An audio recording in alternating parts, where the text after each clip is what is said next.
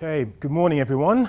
My name is Darryl Edwards. I'm also known as a fitness explorer and I hail from London, England. And today we're going to talk about the 7 steps to paleo fitness.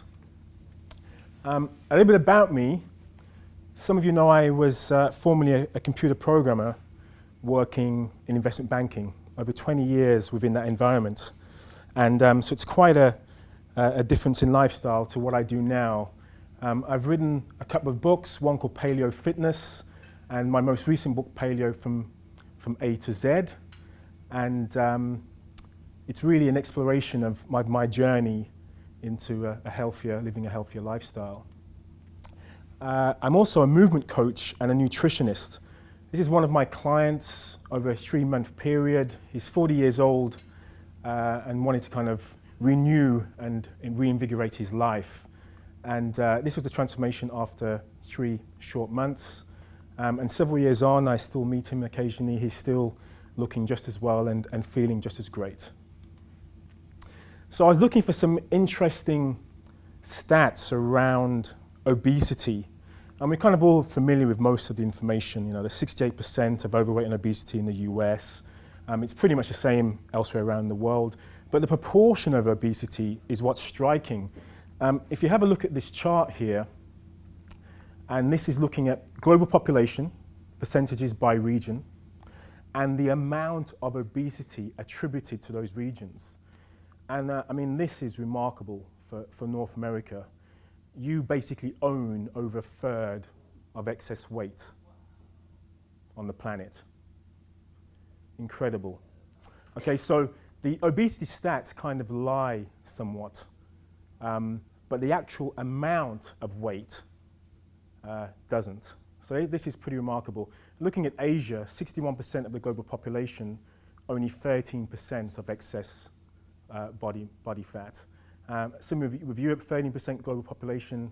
We have some issues there in Europe as well. And South America, again, 8% global population, 17% global fat mass. We're all aware of the importance of lifestyle for health, benefits in terms of health. Poor nutrition increases the risk of chronic lifestyle disease, physical inactivity, smoking and alcohol. The definition of health and disease prevention is that we should be looking at social, physical and mental welfare when it comes to health. My focus is on physical activity or physical inactivity.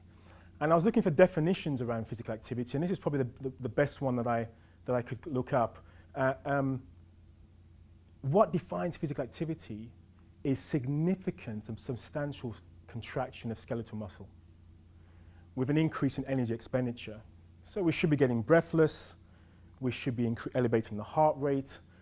It should feel far more intense than being sedentary. That's what we should be looking for. And in terms of the weekly requirement, it should be a minimum of 150 minutes a week. Anything less than that is the definition of physical inactivity, of a sedentary lifestyle. So for a lot of people, this is where we're at. When I was desk bound and I was going to the gym 2-3 times a week, I was still within a physically inactive, sedentary lifestyle, even working out in a gym several times a week. And that recommendation is pretty much across the board, whether it's the World Health Organization, whether it's NICE in Europe, the Academy of Sports Medicine, pretty much across the board, 30 minutes a day of predominantly cardiovascular activity and strength and resistance training twice per week. We're just not moving enough. For adults, 61% of the population globally are adults. Children at almost 40%, 80% of children are within this physically inactive zone, range. They're just not moving enough. When I was a kid, this is what I spent a lot of time doing. We were active. We were told to get out of the house. We were told to move. We were told to come back for tea, come back for dinner. That's what we did. Now kids are pretty much on the sofa having their iPads and smartphones for company, for playtime. We're concerned about our kids playing. We're concerned about our kids not being within eyesight. And so passing remote is a kind of physical exertion for a lot of children now, rather than getting outside and playing. This trend from the Paleolithic to the digital era has just been a gradual decline and a significant decline in the last 30 to 40 years to a sedentary lifestyle. If we choose to, we just do not have to move. To work, to shop, we can be virtually fit, we can utilize technology to do pretty much whatever we need to do, but it's very, very difficult to get out of this sedentary lifestyle pattern if we choose to. Hippocrates, we often hear him quoted when it comes to it all health starts in the gut, or let food be thy medicine, let medicine be thy food. But it's also important that the emphasis on physical activity and the synergy between good food and good movement works together to produce health. There's a synergy there that is often overlooked. Looking at some of the evidence, exercise, again, we all know the benefits of exercise, reduces all-cause mortality risk. Especially in relation to cardiovascular disease and cancer, there are lots of studies looking at the benefits of physical activity. And this study here in 1989 by Stephen Blair took almost 14,000 individuals that were at that period in their life free of any known issues relating to cardiovascular disease, hypertension, stroke, diabetes, normal resting heart rates, normal ECGs. And after an 8-year period, they found that the fitter you were, the fitter individuals had less likelihoods of any chronic lifestyle disease that we currently face. The fitter you were, the more beneficial it was. And that's adjusting for all of the relative risks of hypertension, fasting glucose levels, your weight in terms of BMI, your genetic risks of cardiovascular disease. This is in graphical form, looking at the increased risk of early death based on you being in the lowest quintile of sedentary lifestyle. The fitter you were, there's a reduction in the occurrences of death. And in terms of what made a difference, the moderate levels of physical activity, so not very much physical activity, made a difference. Most of us can do this, and it's very protective in terms of against early mortality. Here's another study that I found by Stephen Blair in 2009. This is often quoted as part of the Sitting is the New Smoking that was in the Lancet a few years ago. This study is often cited, and it was comparing more recognizable risk factors in comparison to a sedentary lifestyle. And low fitness was identified as a greater risk than even the more obvious hypertension, obesity, and smoking and diabetes. And this is my summary of really spending quite a lot of time finding out what I could in terms of the evidence and meta-analyses around physical activity and the impact on health. So pretty much wherever you look, whatever you want to find in terms of information around physical activity benefits, stroke, hypertension, type 2 diabetes, there's a reduction in risk as long as you're avoiding a sedentary lifestyle. So what is fitness? The ability to carry out daily tasks with vigor and alertness without undue fatigue and with ample energy to enjoy pursuits and to meet unforeseen emergencies. And the main components of fitness are cardiorespiratory fitness, muscular strength and endurance, body composition, flexibility, balance, agility, reaction time, and power. In terms of a paleo fitness definition, this is my definition, our fitness should allow us to perform daily, recreational, and extraordinary physical tasks efficiently and effectively. So what are the 7 steps to paleo fitness? 1, we should be movement generalists. As much as we are, I believe, omnivores when it comes to nutrition, we should also be omnivorous when it comes to movement. So a lot of us tend to focus on one particular movement pattern. If we're runners, we spend a lot of time running.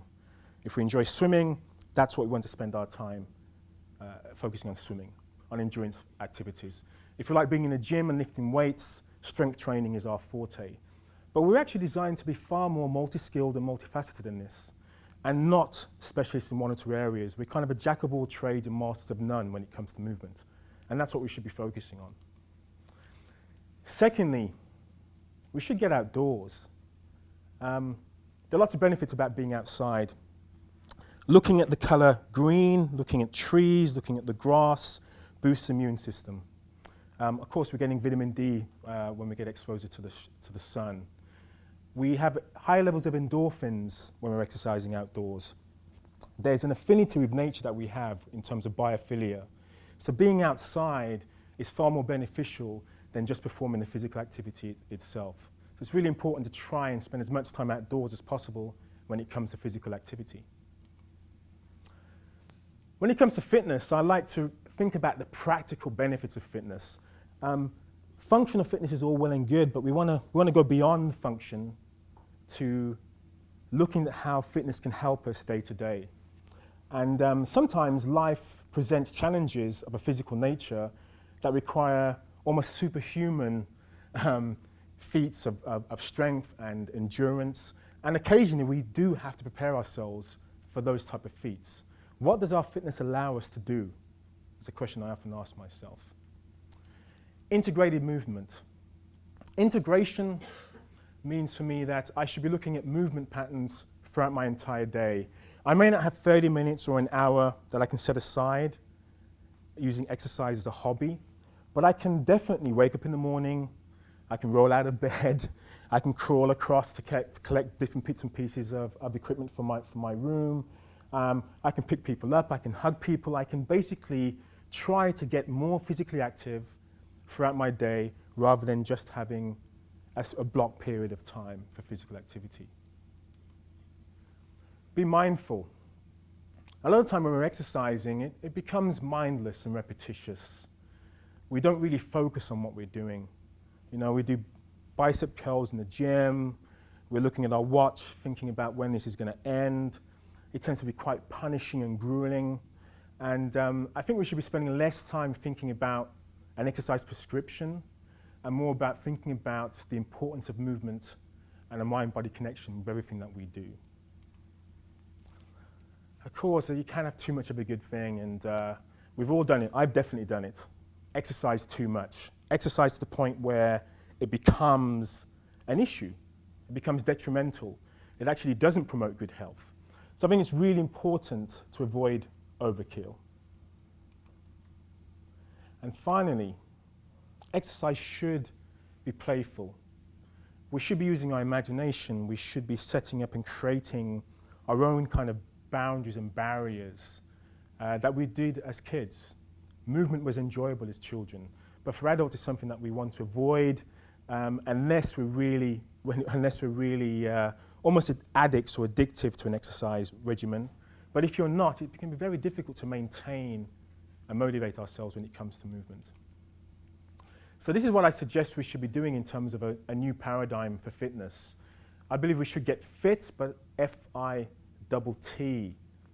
It should be functional, it should be practical. It should assist in what we want to do day to day. It should be integrative. So we should be moving in very small, kind of almost like movement snacks throughout the day rather than one block or segment throughout the day. It should be transformative. Our movement experience should not only give us benefits once we finish our particular activity, once we hit the end result.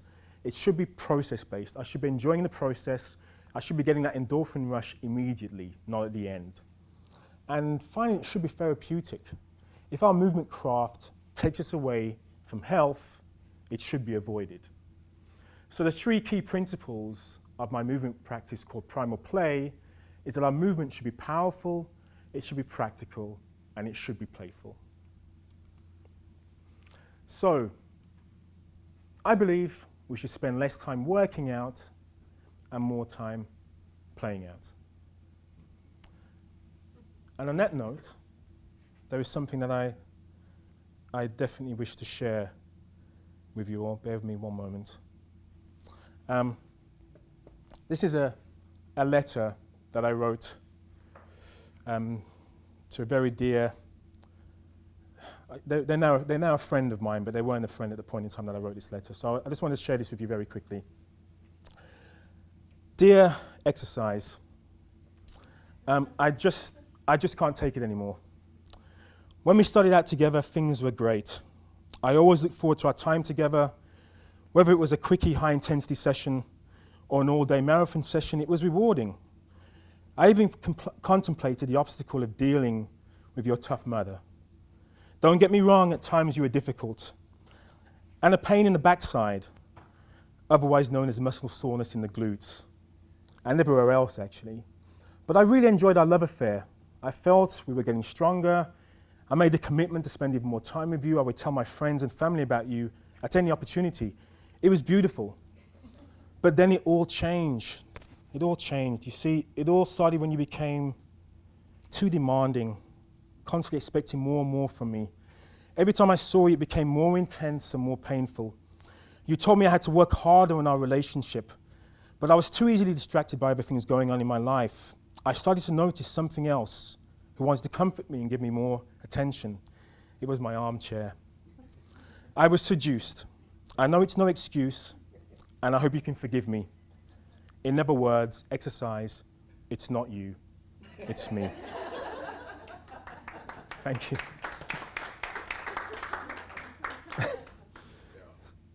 Okay, so that's the end of my presentation. As some of you experienced this morning, I do believe in the power of play as a way to make exercise and physical activity more enjoyable, as a way for it to interact with other human beings and other individuals when we exercise.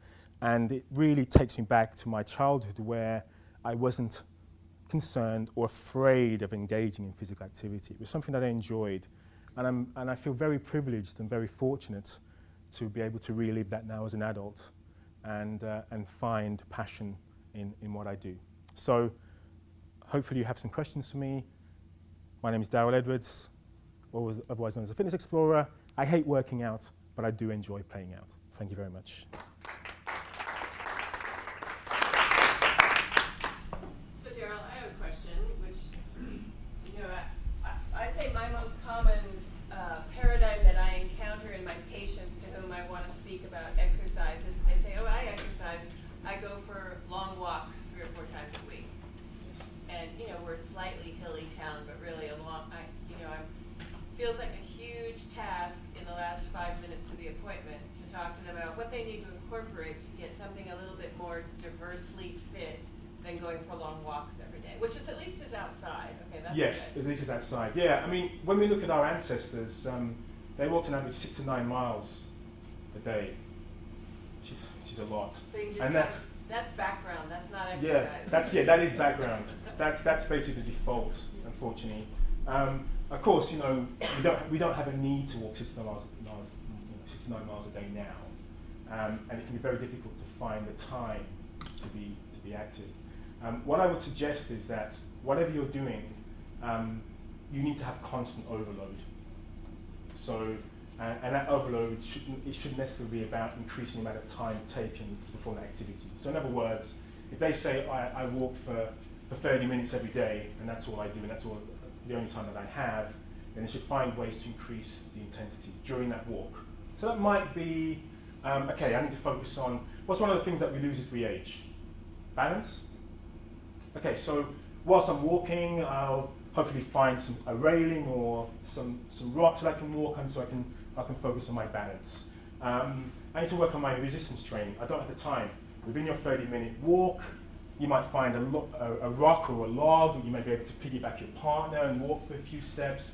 It's a case of interacting with your environment, which will allow you to expand the repertoire of movement patterns that you engage in. So that's what I would suggest. That's great. So that way they don't feel pressured to spend more time necessarily, but they're definitely enjoying or experiencing far more movement patterns within that 30-minute block. And that's what I try to do. I spend far less time working out now than I've ever done in my life, to be honest. I just try and make those minutes count.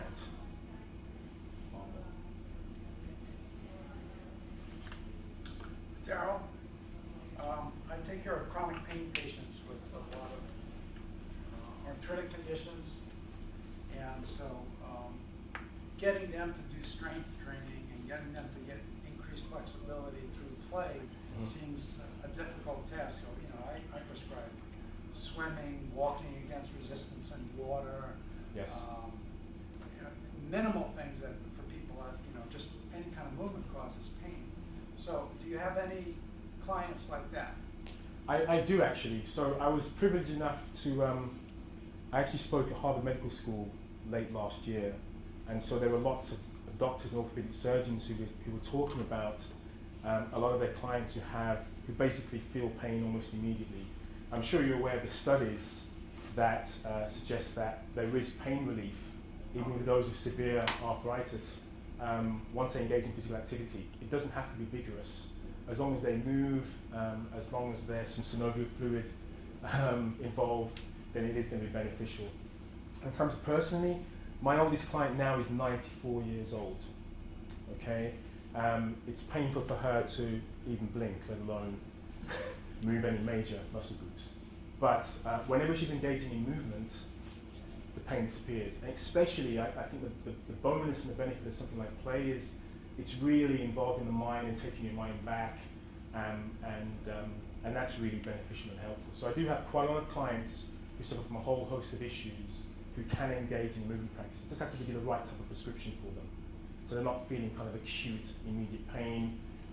They're just on the right side of discomfort, and it's still going to be developmental for them. Does that answer the question? Kind of. Yeah. I mean, it's on primalplay.com, which I'm developing now. It's going to be coming live very soon. I will be having a segment for special populations, and a lot of those issues will be discussed, and I will have demonstrations as to what these special populations will be able to undertake that will make life easier and improve their quality of life when it comes to movement. So there are things, there are no barriers when it comes to movement, regardless of physical impediment, in my opinion. That's what I'm trying to present as an alternative. Okay, that is all our time. Thank you.